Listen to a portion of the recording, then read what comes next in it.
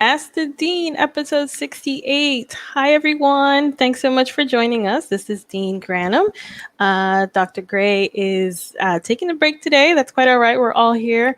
We're hoping everything is okay with him. But with me today is also Dr. Scott, right? Hello, hello, hello.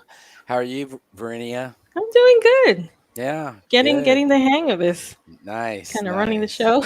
Excellent. Yeah, it's You're the always captain now, as you I am say. the yeah, captain now. always good to be here for Ask the Dean. Absolutely. Yes, wonderful, wonderful. And the lovely Rachel Grubbs is also here with us. That's me. Thank you. I'm excited to be here. We had big MCAT news yesterday, so it's Yes. good to have these weekly sessions to answer Yep, questions and check in on current events. yep. Absolutely. Sounds good. Sounds good. So why don't you tell us what the big news was yesterday, in case people So haven't heard it yet? yeah, I'll put myself on spotlight there. Yeah, so if you didn't catch the news, the WMC released 2022 MCAT dates. Now, that's pretty normal. They've been doing it in mid-September for the last few years. And a lot of things are the same. So test dates are January. There's a couple dates in January, nothing in February, and then somewhere in the neighborhood of 2 to 4 or 5 every month after that. So March, April, May, June, July, August, September. So it's January and then March to September. That's the same as always. Something they improved on last year that they're keeping with is a 2-day registration process. So go check the WMC to get the exact details. But registration for the winter spring MCATs opens on October 13th and 14th. And your day of those two depends on your location. So it's not like students who want the same test centers are going to get it ahead of you. It's not where you are, it's where your test center is. So, I mean, again, look at the country because it's east-west, but east meaning like more like Eastern time zone than the eastern half of the U.S. So go check the WMC for specifics. They've got a map. But you'll register either on October 13th or 14th, depending on your desired test date. What I actually hadn't noticed, but our friend Rachel, the artsy med, noticed is fees are going up. And even though, as far as we can tell, the pandemic's still happening, they seem to be getting rid of any grace periods for rescheduling and cancellation. So there had been some laxness on that for the last year. And at least as of now, in 2022, there's no indication they're going to have that. Now, can they change their minds if things are still really bad come winter, spring? Yes, of course they can. But it looks like they're trying to make sure that when you sign up, you pick the date you really want and that you keep it. So yeah, that's what's happening. And Rachel, I saw some comments yesterday, students mentioning that it looked like there may have been less dates. Does that seem like that to you as well? It seemed looked normal standard to me. Oh, yeah. sorry. There's usually about 20. Okay. So yeah, that looked normal. I think it can be unnerving sometimes when people see the whole year and see how few dates there are. And yeah, that's a thing that always happens, that test dates seem to be at a premium as though there's sort of more demand than supply. It does tend to work out. But I think especially at the start of the year when people are anxious to have a date. So if you're a MAPT member, I already sent a feedback alert to you about this. But for folks who are not, within MAPT and getting those updates that I send out to the members, one of the things that we've seen in many years past, like for the last 7 or 8 years, is that frequently in really big cities like New York and LA, on the day registration opens, the entire January and March set of dates sell out. So that's a bummer, especially for people who work and maybe aren't able to sit by their computers at 12 noon Eastern and sign up the second it opens. But it is good that we have a month's notice. It is good that we actually know when it's going to open. The WMC in past years used to just say sometime on this date. Now they're committing to it opens around 12 noon Eastern. And what that does mean is if you can plan ahead to be by your computer and sign up right then, that is actually the best way to go. But the good news is if you don't get a seat that first day, a lot of times as you get closer to MCAT dates, people who had seats don't feel ready and they cancel or reschedule. So I do advise people try to book a seat early, but also not feel like their world has ended if they have to play the waiting game. Right. Good. Cool. We got some questions. I can put some up here. Sure. Excellent. We'll get started. David James would like to know, I have an upcoming virtual interview that includes a group component. Do you have any advice for how to approach a virtual group interview? So this is more common now with COVID and having, to resort to virtual interviews. I don't have as much experience with the group interview setting other than my own personal experience. Obviously, this is, still sort of new. But Dr. Wright, do you have any recommendations?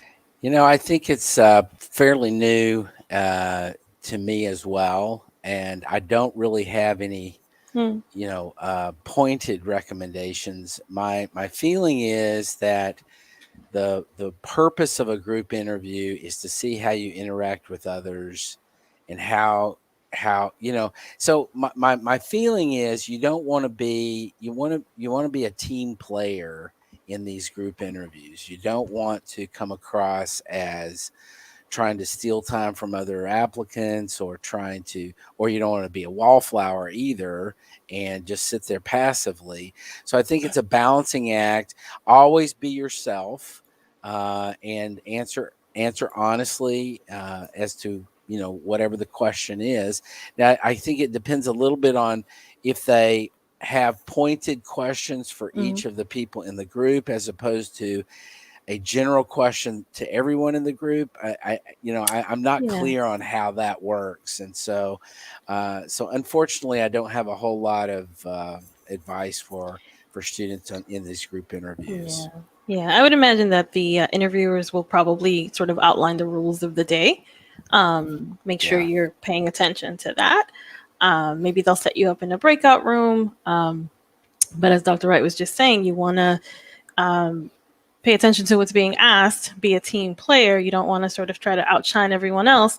Right. But just definitely, I imagine that they will sort of give you rules of the day when that day comes. Yeah, I agree. Okay. Yeah, right. I think one of the weirdest things that we all have to get used to as we get more and more comfortable with, Zoom and WebEx and various virtual meetings is the lag. And I'm saying this because I'm still working on it and I've been doing this for years. Sometimes there's this tendency to think like, there's a silence, I need to fill it. And actually, your conversation partner is already talking and there's a moment or two, even a half second can make a difference before that voice comes across the line. So I do think some of it is getting comfortable with letting those pauses hang. A little talking over each other can happen, but as soon as you realize it, somebody's got to stop. Right. So just not like you guys are saying, be a team player, but also just think through the logistics, because you might think you're being a team player and you're just letting the timing of the tech get in your way. Right. I guess I would say one thing is if you're not at all comfortable, I mean, I think by now we all know how to use Zoom, but if there's anyone who's going, well, I don't know how to use Zoom reactions, I don't know how to raise my hand on Zoom. Like now is the time to get in there and play with that stuff. Make sure you're hyper fluent in it. So that you, and again, I'm saying Zoom, but what I mean by hyperfluent is you can use any system and just learn to check settings, right? Like just get comfortable with clicking until you find stuff. Right. Right. Great. All right. Let's see. Dan would like to know, I applied to 30 MD schools, all 30 secondary submitted by 8/15. I also want to apply DO, but I'm burned out from writing so much for the past few months. Can I still submit AACOMAS in January? What do you think, Dr. Wright? I would not recommend that. That's very late. Even though DO schools have a little bit of a shift in terms of their timeline, the shift is not that big. And so I would be concerned about it. I would say, take a month off, or you've had a month since August 15th, and get on it. Yeah. I understand being, kind of tuckered out and needing to have some time, but you've had a month, so it's time to get on with things. I agree. Thank you. Well, that or decide you're not going to apply DO, right? Yeah, right. I mean, 30 MD schools is a lot. Yeah, it is. It's a lot. It's a lot. All right. Big Bad Bear would like to know, what are some examples of schools that are more research focused? Some examples of schools that are more I know. research focused. I kind of want to say, like, with love, Big Bad Bear, there's this thing called Google. Yep. I mean, Hopkins, right? Most right. All the Hopkins research, is more research focused, but all the big I'm not really sure what the crux of this question is. Like, what are you looking for by knowing examples? Like, there's got to be something deeper going here other than what you could Google. Yeah. Okay. I agree with that. And MSAR, MSAR will give you some help on that as well. So if you don't have a subscription to the AMCAS MSAR, I think you should definitely take out a subscription to that. It can be very helpful.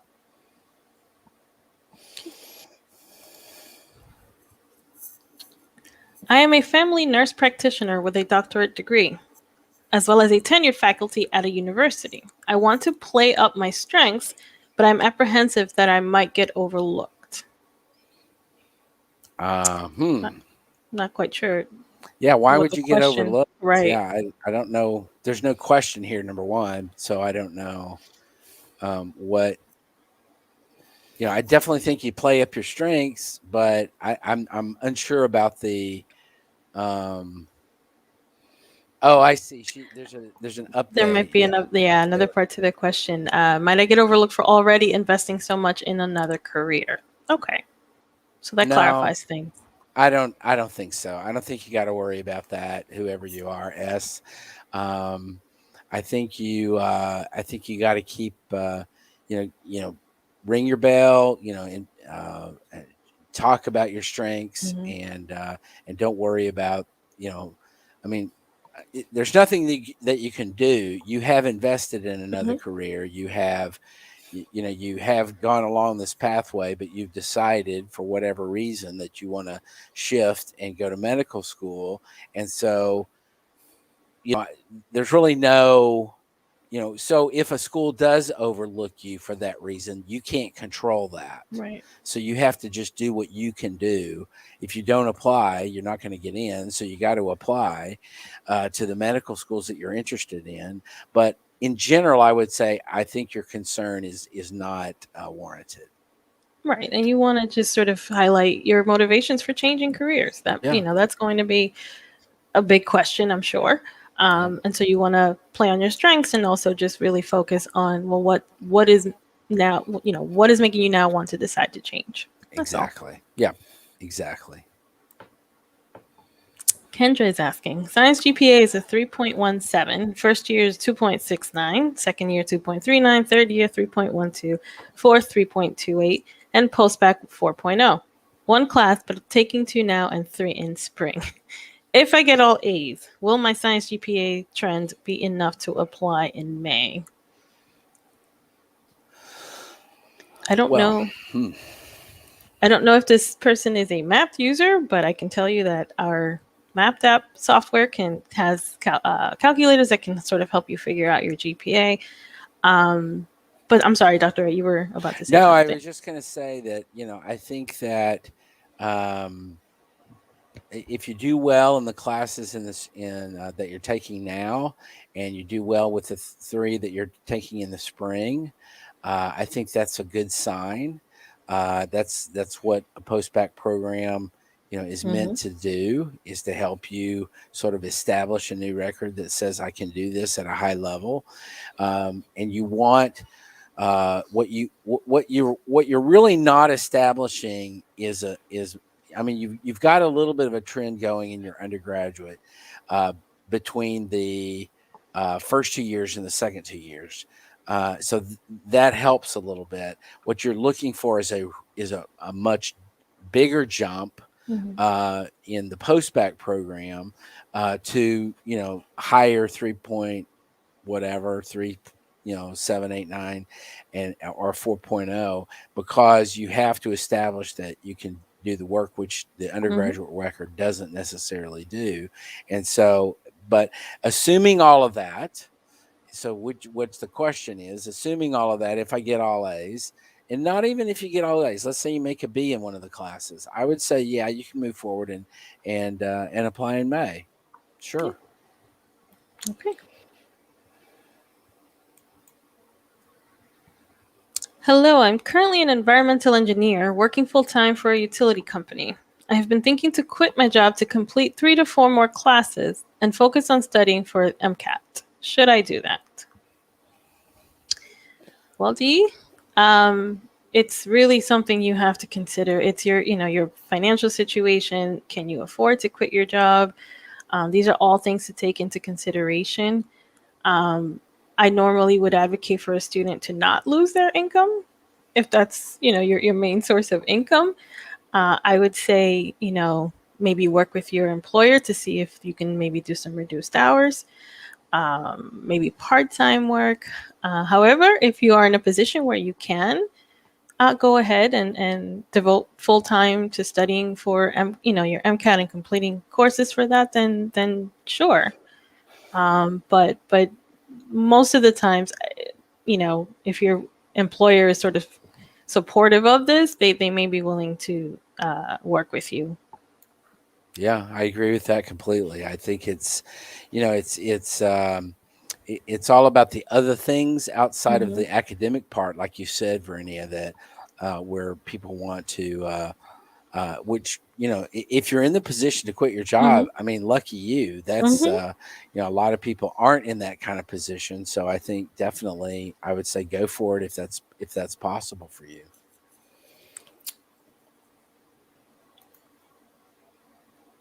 Okay, Osvaldo would like to know, any tips on how to form strong relationships with college professors? Since most of my college undergrad has been online due to COVID. All of this is regarding letters of recommendation. Yeah, so this is a good question. It's hard now, right, with this virtual environment. But you can certainly stay in touch with them by email. You can attend, office hours, or maybe just reach out to them personally and say, hey, do you have time to set up a Zoom? I am a pre-med student or a pre-health student. I'm looking to apply. I'd like to get to know you more. I'm pretty sure they'd be willing to do something like that. But you do have to kind of make a little bit more of an effort than, if you were physically able to just pop by their office or something like that. But if a professor is willing to, they'll do so. If they can't, for whatever reason, for the time limitations, then, maybe try with a different professor. Yeah, I agree completely. Thanks. Oh, here. Okay. So Sarah would like to know, hi, I recently got a medical assistant job that's about 50% administrative and 50% clinical in nature. How would I go about categorizing this in the activities section?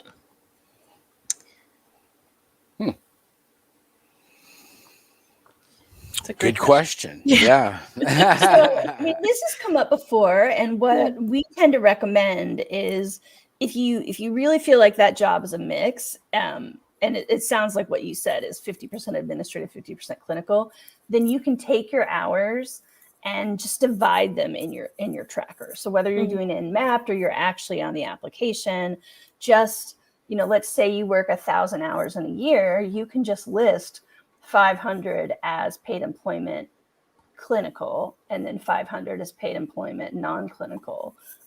That's perfectly fine. And I love that you're conscientious enough to ask. What I will point out, and again, it's going to be your kind of own judgment on whether or not this applies, is most clinical jobs don't have 100% clinical time. So like to use an extreme example, if you're an EMT or a paramedic, everybody understands that EMTs are helping patients sometimes, and then sometimes in the van waiting, and you can still call that clinic, right? But if you're really saying it's not like there are downtimes between patients, but like if you look at my job description, there are things that I am definitely supposed to be doing instead of helping patients, then yeah, I think dividing it and just not double dipping. But it sounds like by you asking the question, you already get it, right? You're not trying to double count your hours. You're just going to categorize your hours in 2 sections. Yeah, I agree with that. All right, now by doing that, I lost my place. Please stand by. Okay.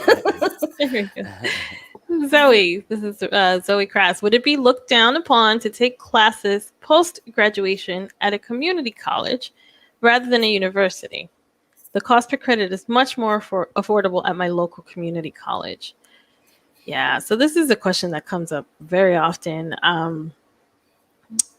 Will it be looked differently? Yes, potentially, right? We can't really control how medical schools are going to look at it, but it will be viewed as, you've completed your degree. Cost is obviously a factor. I guess it also depends on the course too. Yeah, and I would also say that I think it depends a little bit on why you're going, right, why you're taking classes post-graduation.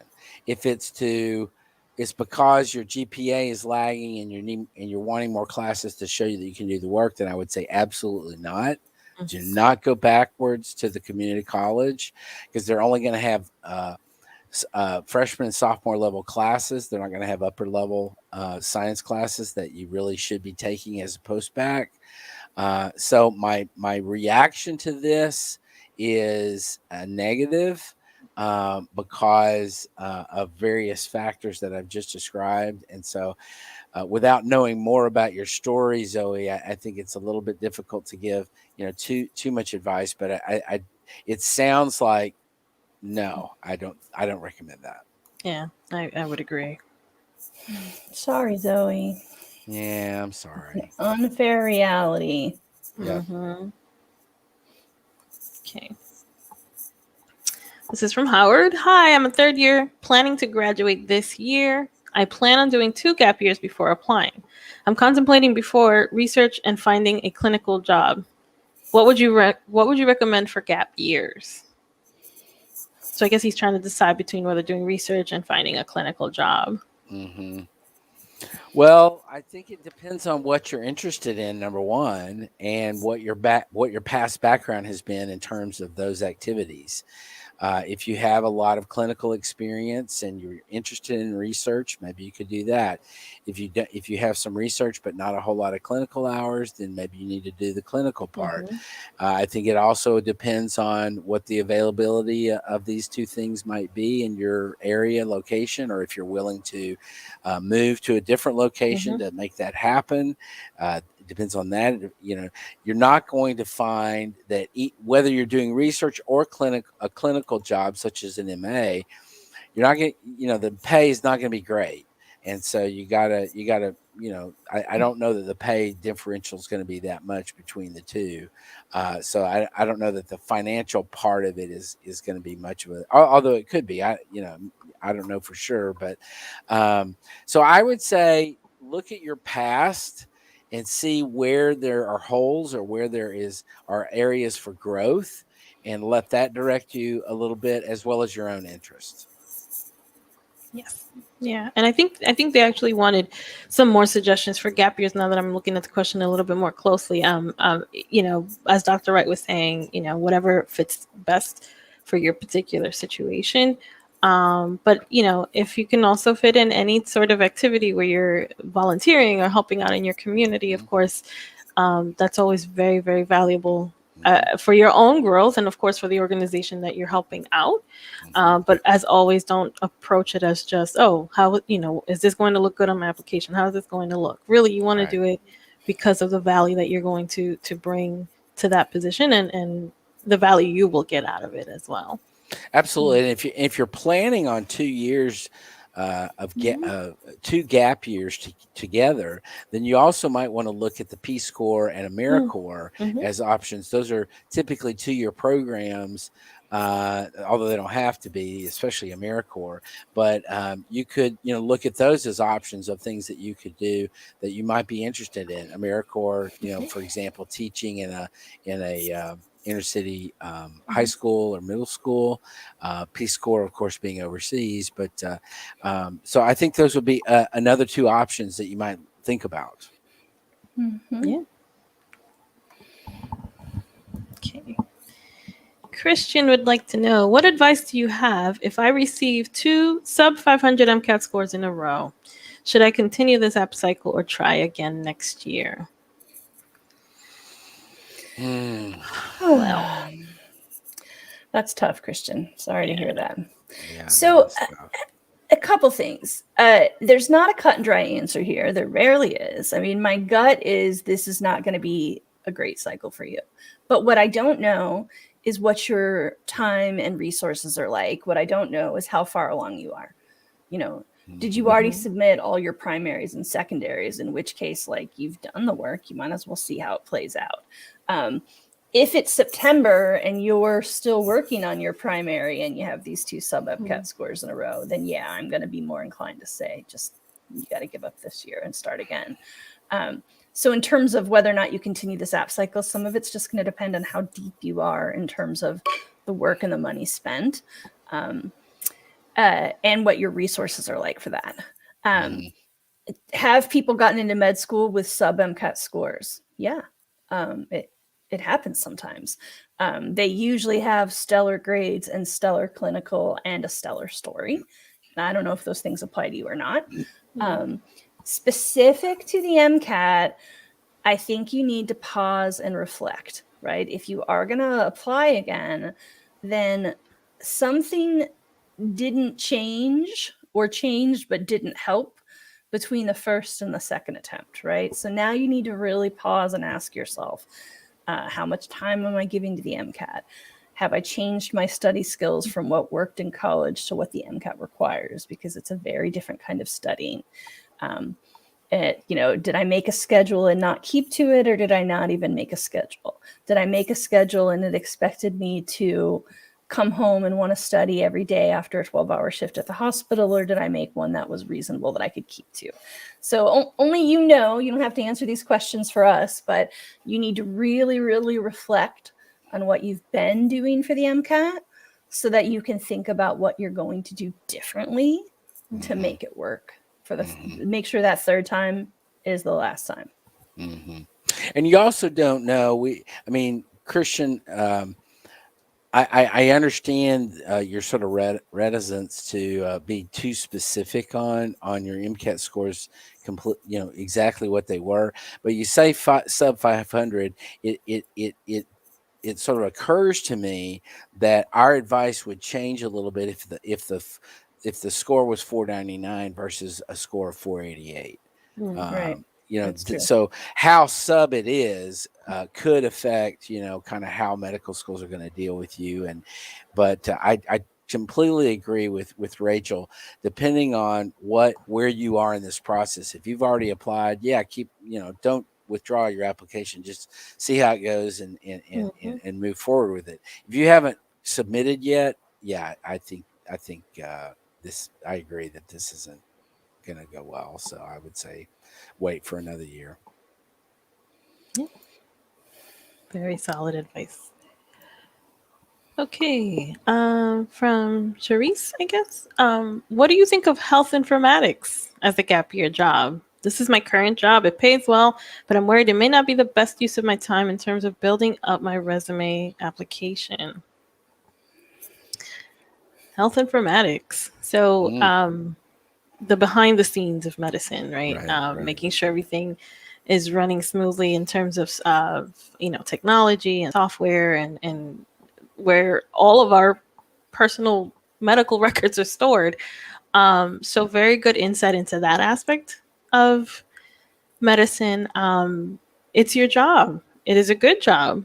I think that as long as you maybe supplement that with some other experiences whenever possible. Again, this is similar to the previous question. I never advocate for, quitting your job. It's your source of income. Try to work within it. within your time constraints. So I don't see it as it not being the best use of your time. Having said that, and Dr. Wright, you can feel free to jump in if you can afford to, take on a more clinical job, then go for it. But I think you can gain very valuable experience continuing to do this type of work. Oh yeah, I completely agree with that. I think health informatics is such a burgeoning field. It's growing. It's becoming more important in our world of technology, and particularly if it's a job that you like and it pays well, I'd say stick with it and take opportunities for people that you're working with. When you have contact with clinical people, get them to let you shadow, get them to let you do other types of clinical activities with them, etc. Use the other pockets of time that you have to build that resume, to build the application in additional ways. But I would say I don't see really a reason for you to quit your job to do that. I mean, especially when you have a job that's in a field like that. Yep. Okay. Awesome. All right.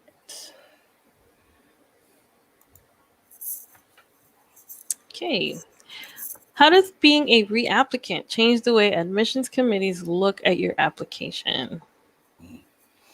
Well, we get this question occasionally, and what I would say on this question is that the main difference is they're going to want to know what you've done, and part of the application, and often part of secondary applications, are what have you, if you're a reapplicant, what have you done to improve your application since last year? And that's how they're going to kind of make a judgment on have you, is there clear reflection that's going on? Do you understand why you were unsuccessful the last cycle, etc.? And have you worked to address those weaknesses? But outside of that, there's really no difference in terms of how admissions committees will look at your application and moving forward. They're still going to want to know all the same things they want to know from a first-time applicant. And I will hasten to add that it has always been my sense that reapplicants are not fundamentally disadvantaged in the application process. Just because you're a reapplicant doesn't mean that they're somehow going to put you off in a different category, or they're going to shove you to the back of the line or whatever. The main difference is they're going to want to know, what have you done? Has there been some reflection and you moving forward? So, Yep, absolutely. Okay. Question here: do you have to take Calculus 1 as a pre-med major for biology, or is pre-calc good? So, as you know, I advise students in biology majors in my previous position, and it really depends on your university's requirements. So I would definitely check in with your academic advisor and see if that's something that's, or your faculty advisor in your major, and check in with them and see if that's a requirement for your major. Now, if you're asking for medical schools, that's sort of a broader question. Pre-calculus or calculus, either one is fine. Most schools want to see that you've taken sort of a more, advanced math beyond just, college algebra or algebra level. They do want to see a pre-calculus or a calculus. But if you're asking, is this required for your major? Then again, just double check with your faculty advisor or your academic advisor. yeah, and I would say if your major at your institution does not require calculus, then I don't recommend taking it. I think statistics is a much better, much more applicable and relevant mathematics type course to take. A lot of schools want to see to statistics, calculus. In the old days, calculus was important because doctors had to do calculus in order to figure out a lot of the medication dosages and stuff like that. Anymore, that's not even necessary. I mean, their phone can tell them exactly what they need to know. So they're not doing a whole lot of calculus to figure out these things. in the current society as they would have in the past. And so I think statistics is the language, and you need to. I would encourage statistics. Okay. Great. Okay. How is it difficult to be a doctor as an international student in the United States? How should I prepare for medical school? I had to sort of paraphrase here. This is a great question. I have not advised as many international students. Perhaps, Dr. Wright, you can weigh in on this as well. Yeah, I definitely. This is a area that's going to be difficult. Not all medical schools in the United States take international students. It is often difficult for international students, particularly if you're a non-native English speaker, to do well on the because of that. Classes, sometimes you can do well in classes because of a variety of other things that work in your favor. So the MCAT and the extensive necessary reading, it can be quite a challenge for native English speakers. And I don't know if you were just typing this quickly or whatever, but the language that you used in the question that you asked suggests to me that you are English speaker. And so I think that what I would do is really check, very carefully on getting your English skills, not just reading but speaking, into an area that's going to help you. Yeah. Yep. Oh, our friend Rachel. Happy Wednesday. I was wondering if any Texas schools have reciprocity for Louisiana residents. Not that I know of. There are Texas Tech University in West Texas.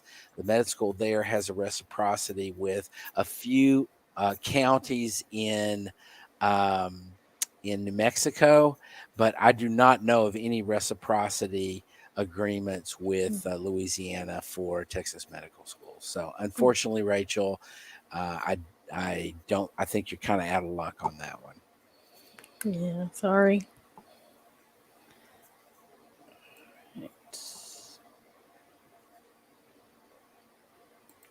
I have another question here. I took Orgo 1 in spring 21, but I withdrew for a W because of multiple projects at work. I retook it in summer 21 and withdrew after 3 days for another W because of work. Is it bad? The student seems to be taking it again now. So 2 back-to-back W's. Yeah, that's not good. Yeah. Especially for a class like Orgo, which I think this is could be an issue. I definitely think this could be an issue. Yep. Yeah. I mean, now, what I would say, D, is, or whatever your name is, D, we'll call you D. What I would say is that there's nothing you can do about those W's now. They are what they are. So moving forward, no more W's. Not in just Orgo, but nothing. You stick with it.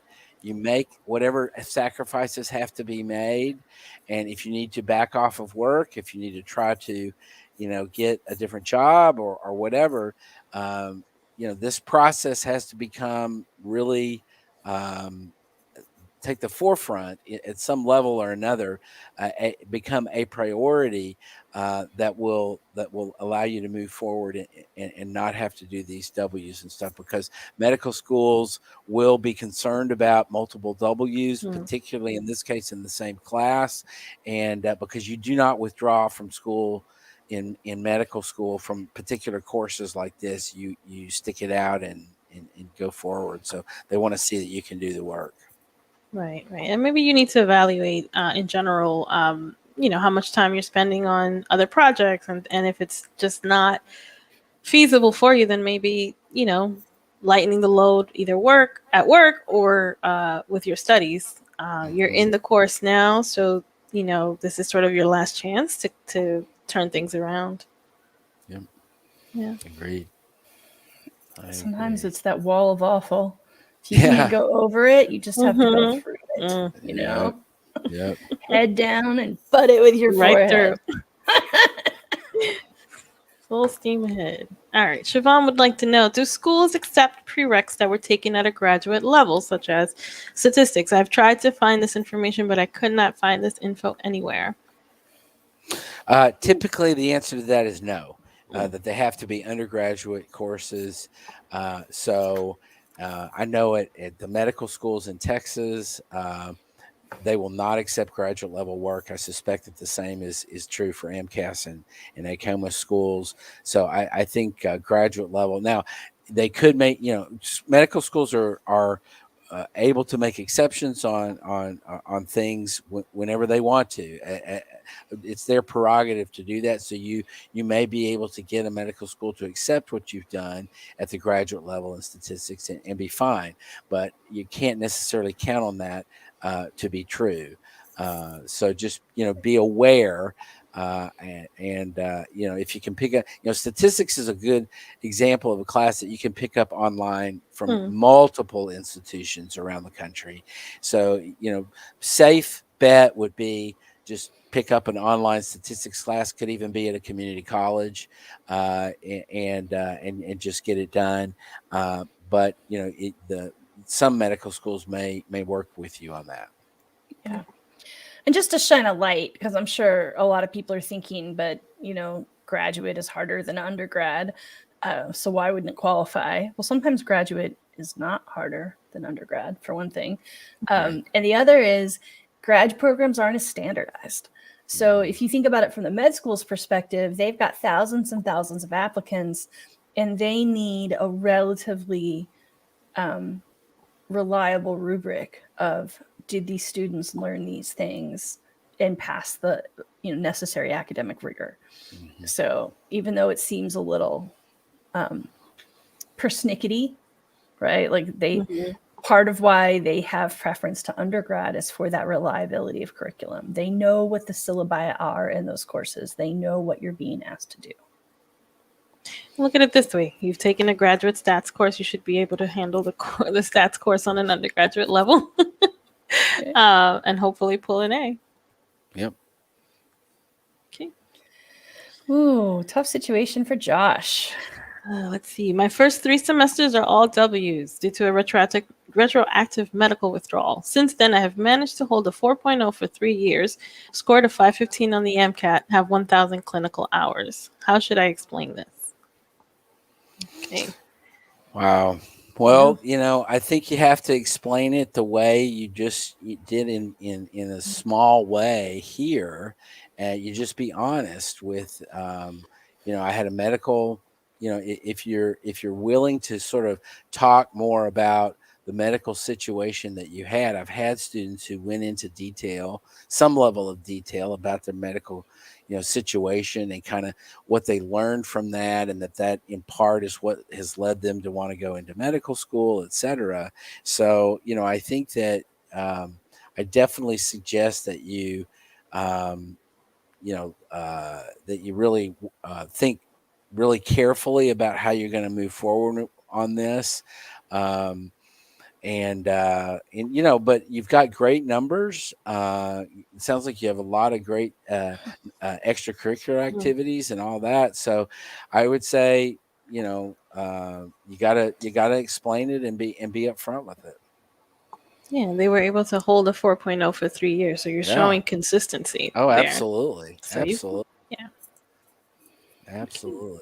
And what I would say, Josh, is if you want to communicate with us offline, might be able to give you a little bit more advice if you want to be more in a one-on-one setting, to be more upfront with kind of what the situation was, and I might be able to give you a little bit more direct advice on that. And then also for all those that are listening, you can always participate in the mapped advising services on our new website. You can identify what those advising services are, and evaluate if there's one of those advising services packages that might fit with your needs. And we do a lot of personal statement review and a lot of application review kinds of things like that. And so, look at that and see if that might be something that you would want to take advantage of.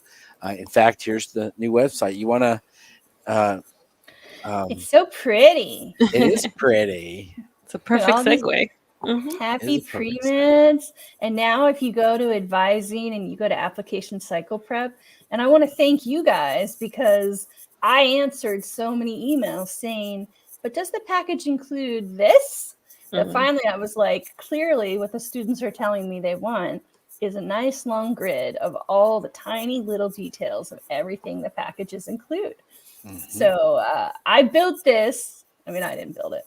I told people what to build with you in mind and your many questions. So now if you want to see all the things included in the application cycle package, it's there. Pre-med, pre-PA, post-bac. And then we still do offer, like Scott was saying, if you just want to have a single session to check in at any time. So that's all available online. The other thing, I've been talking to a lot of interested advising students recently, just doing some calls with prospective students. And the other really big common question we get is like, well, how do I know who my advisor is? What if it's not one of you guys who like I see on Ask the Dean all the time? It's always one of the people you see on Ask the Dean, right? There are 4 mapped advisors, and they are Dr. Ryan Gray, who's not with us today because he's home with sick kids, and we 3. So former Dean Wright, former Dean Granum, me, I've been advising pre-med students for 20 years. Not to turn this into too much of a sales pitch, but I definitely wanted to clarify. If you're interested in advising, you are looking at the faces you're going to see when you get a coach. Yeah, absolutely. No bots here. No bots. And no handing off to someone else to do the essay, right? Right. Exactly. We're going to spend a year getting to know you. We are going to read your essays. That's right. That's right. Okay, let's move on. Yeah. Question here. Why do medical schools see people that did online classes less favorably than people in a classroom? Wow. Well, I think that's changing. Yeah.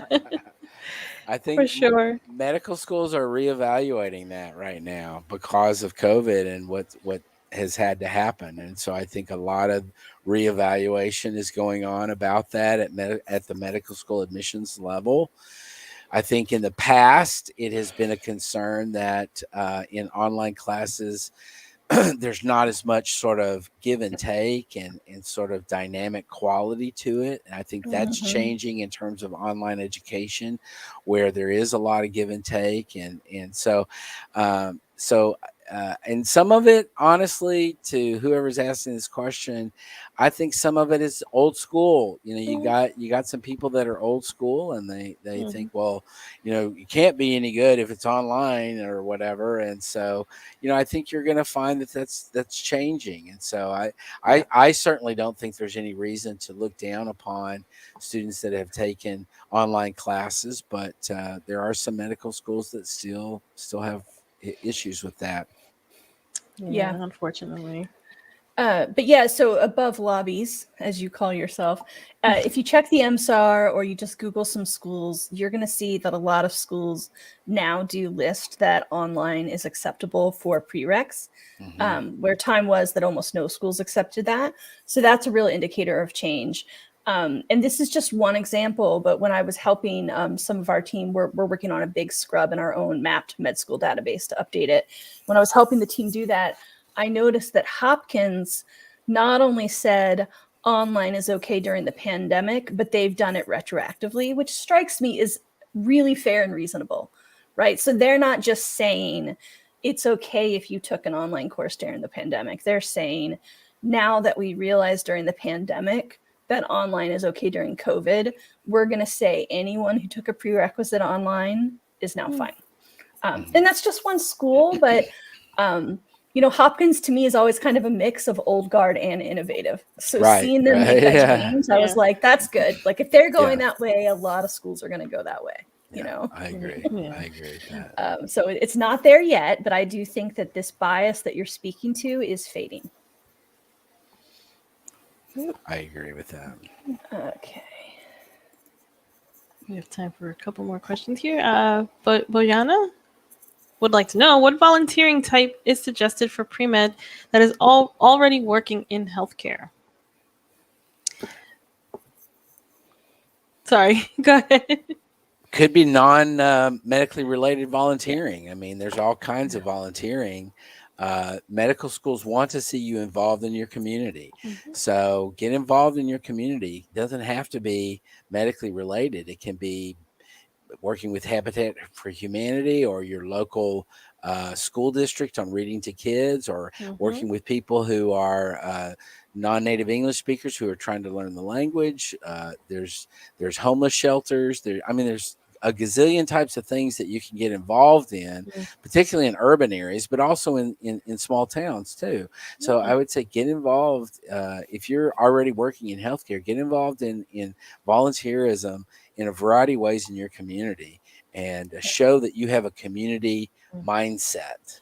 That's what they're looking for. Exactly. I don't think the type is so much the issue, that as long as you're showing that you are trying to help others and that you have a commitment to improving your community. Yep. That's all they're looking for. Yeah, I think, Verinia, you and I, we were doing some research earlier this summer to try to help better define some of the activities on applications. And the distinction that I remember us finding for volunteering, because a lot of people think volunteering means volunteering clinical, but there are some med schools that very explicitly say, I want to see clinical experience, and now parentheses, paid or unpaid. And also I want to see volunteering. And the term that they tend to use to make that distinction is, I want to see community service. So if you are volunteering to go plant flowers by the roadside, yeah, that's nice, but you're not really helping people in a direct way. I mean, trees and flowers do make people happier.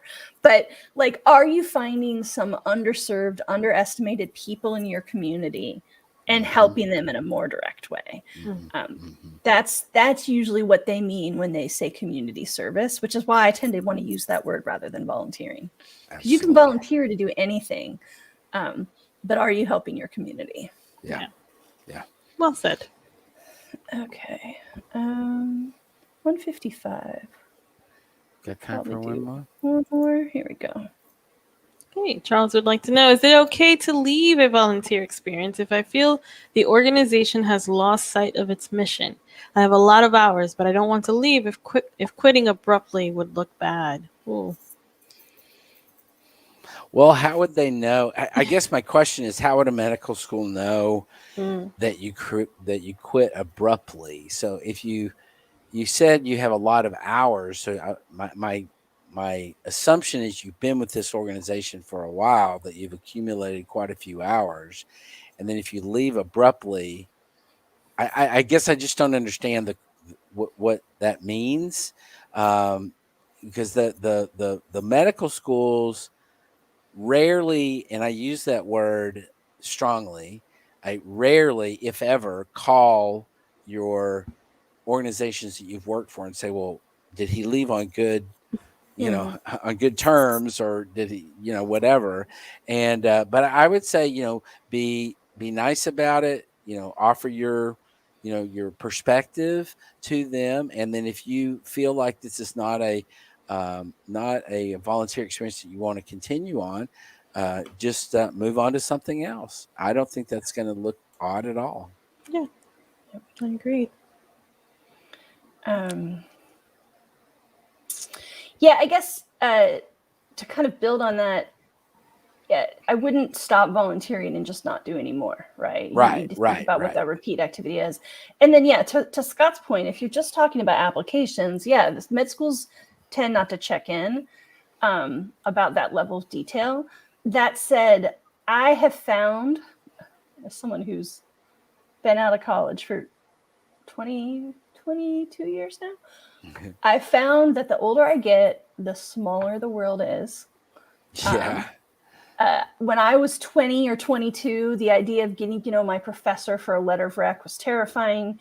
Networking seemed like this weird, vague, maybe slimy thing that people did. And now that I'm in my 40s, I've realized that networking is just getting older and not being a jerk. So anywhere I go, anything I do, I try very hard not to burn a bridge behind me unless I've really decided that anyone and everyone with that experience is going to be out of my life forever. So if you don't respect the organization anymore and you want to leave, that might be a really good thing, but I would still leave with respect and care. And I would also consider, Charles, and this is up to you, you don't have to do it, but ask yourself, can I say something to someone? Like, are there other people who feel this way? Like, and maybe you've already tried. Maybe it's the leaders who are the problem, so you don't really have anyone to say anything to. So I'm not trying to judge here, but walking away is fine. Just thinking about walking away with integrity, right? It's always okay to leave something. Are you leaving with integrity? Yes. Good point. Good point. Yep. Now, Rachel, I'm confused about something.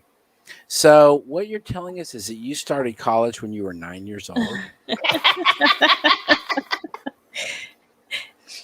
Yeah. She was super smart. She was a prodigy. She was a prodigy. I was 22 years. I graduated in 99. So you started if you started when you were 9 years old, 22 years, that would be, you'd be what, 31 or so?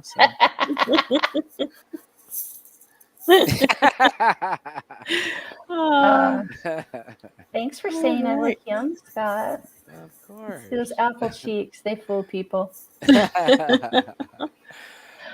All right, guys, I think we've wrapped up our week. Ask the Dean, 1 p.m. every Wednesday. Come back next week if you want. Absolutely. We talked a little bit about mapped advising. We didn't talk a lot about mapped app, but I still always like to show this code. So if you're interested in trying the mapped application, use code 30 days free, 30 days free. Go to app.mapped.com or just mapped.com, mappd.com. And you can track your AMCAS GPA, your AACOMAS GPA, your Texas GPA. A lot of the questions that you guys ask on this, we answer in app and we push it out as feedback to you based on the information you're giving. So you're getting, it's not one-on-one advising, but you're getting mapped advisor feedback coded and baked into the system as you are progressing through the pre-med process. Yep, absolutely. And you get to use it for 30 days free. Yeah. Check it out. Woohoo. All right. Thank you for letting me drive today. Yeah, you did a great job, Maria. Thank you. Great job. Thank you all for watching and listening. El Capitan. Yeah. See you all next week. Bye. All right, bye. Bye.